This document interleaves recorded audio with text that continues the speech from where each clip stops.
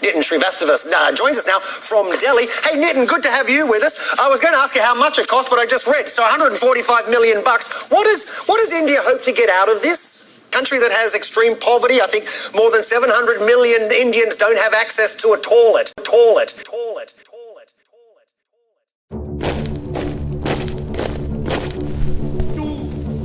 By the armies. I did not quite follow or understand. Not a Pax Americana.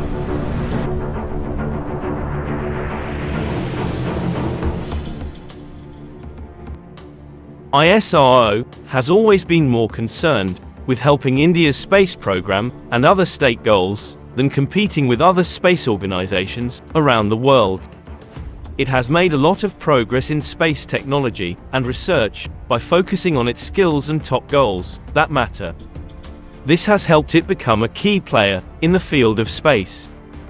However, some parts of the foreign media, especially in the West, often said that India spent too much money on space and not enough on its people.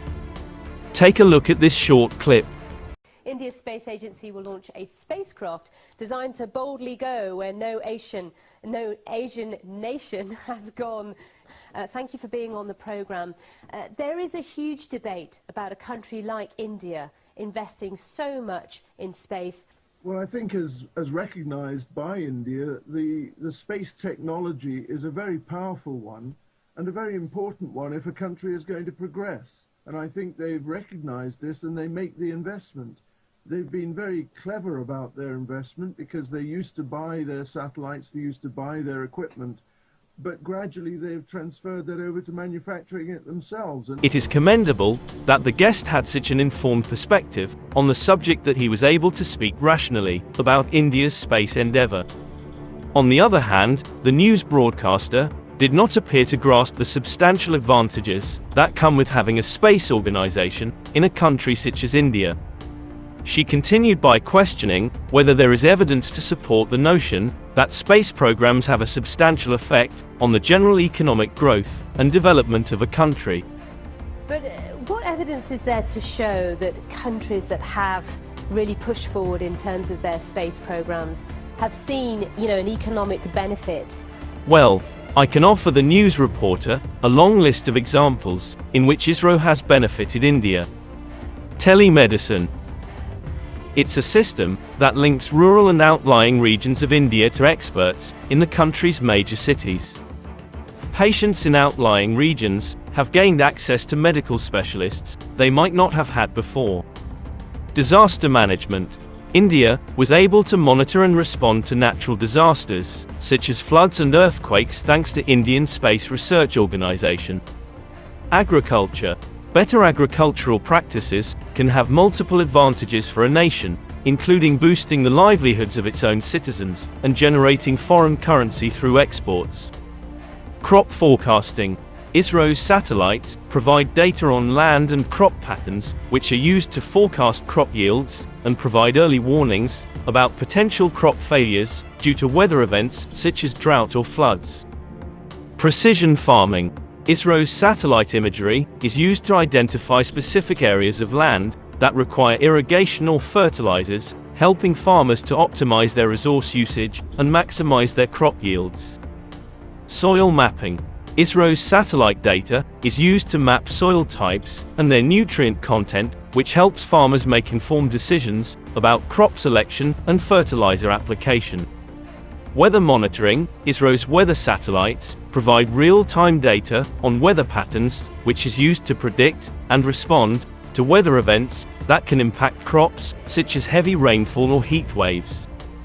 Education. The Indian Space Research Organization has helped Indian children in education in several ways, like tele-education, mobile science exhibitions, and its various satellites like GSAT-11. It has played a significant role in providing internet connectivity in India, especially in remote and rural areas. Defense. Who can forget the denial of GPS data by the US government during the Kargil War, when Pakistani military, disguised as terrorists, infiltrated India?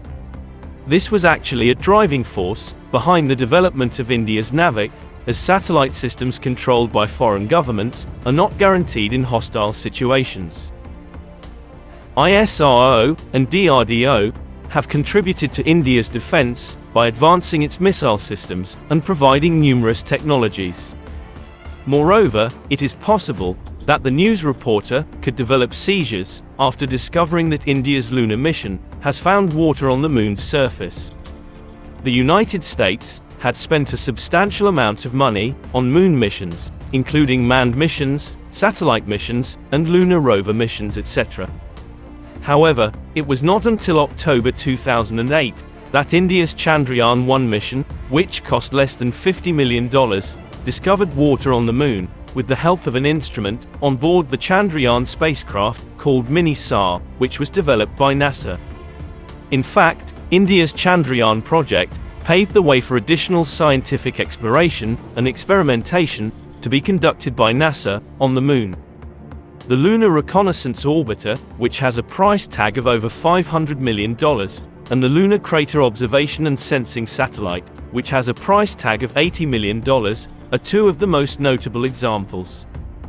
Apart from legit scientific contributions to the space community, ISRO has challenged the idea that only rich countries can afford to participate in space research by showing that exploring space does not have to be a costly endeavor. ISRO's Mars Orbiter mission, also called Mangalyaan, was also a technology demonstration mission. India was the only country to reach Mars on its first try, even before the Chinese, whose first attempt in 2011 was failed, and took 9 more years to reach Mars. ISRO reached this milestone for less than $73 million, which is a lot less than it costs to make a Hollywood movie. For example, The Martian cost more than $108 million to make. Scientists also learned more about the surface of Mars because of the mission. ISRO has put out several high-definition pictures of Mars, which in my opinion looks stunning. During the Mars conjunction, in May and June 2015, Indian scientists used data from the Mars Orbiter mission to study the solar corona. When the Earth and Mars are on opposite sides of the sun's corona can be seen as a bright ring around the moon during a solar eclipse. Scientists were able to study the solar corona and places where the temperature changes quickly because of this rare event. Scientists used the data they got from this event to study the temperature, density, and magnetic field of the solar corona. This helped them learn more about how the sun works and how it affects space weather. India has also given its neighbors like Afghanistan, Bangladesh, Bhutan, the Maldives, Nepal, Pakistan, and Sri Lanka access to a specialized satellite. The satellite is also known as the SARC satellite, and it can be used for a wide variety of purposes beyond simple satellite communications. These include weather and disaster warning and management, navigation, education and e-governance, agriculture, and more. As of March 26, 2023, India had launched 422 satellites for 34 different countries. India has also become known as a trustworthy and affordable place to launch satellites, which has brought business from all over the world. In the past few years, the country has sent satellites into space for countries like the US, Canada, UK, France, Israel, Italy, Japan, Australia, Brazil, etc. Now, India's space agency has reached a point where it is actively contributing in astrophysics research. India's AstroSat Space Telescope scientific achievements are too many to enumerate. In August 2020, AstroSat detected extreme, ultraviolet light from a galaxy 9.3 billion light-years away from Earth.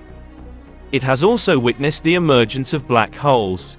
AstroSat has discovered rare ultraviolet bright burning stars in the Milky Way. AstroSat detected a gamma-ray emission on January 5, 2017.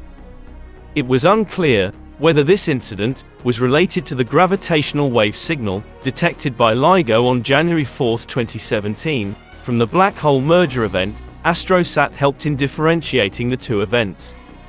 India is also developing new technologies for more cost-effective space missions, such as small satellite launch vehicle, which is designed to provide a cost-effective option for launching microsatellites weighing up to 500 kilograms into low Earth orbit.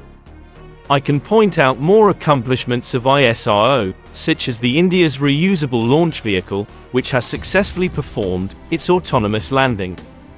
However, listening to ISRO's accomplishments may cause the BBC's brain to whirl and cause it to collapse into the ground, where India is about to launch its astronauts into space, while the UK is struggling to send a satellite into Earth orbit. Instead of criticizing India for why it is spending money on space, BBC should have asked whether India could help its country in the field of space technology. I am certain that India would never back down in terms of assisting other countries in space technology, just as it did for the United Arab Emirates to reach Mars, which made the UAE the first Arab country to do so. However, if you're good at something, never do it for free.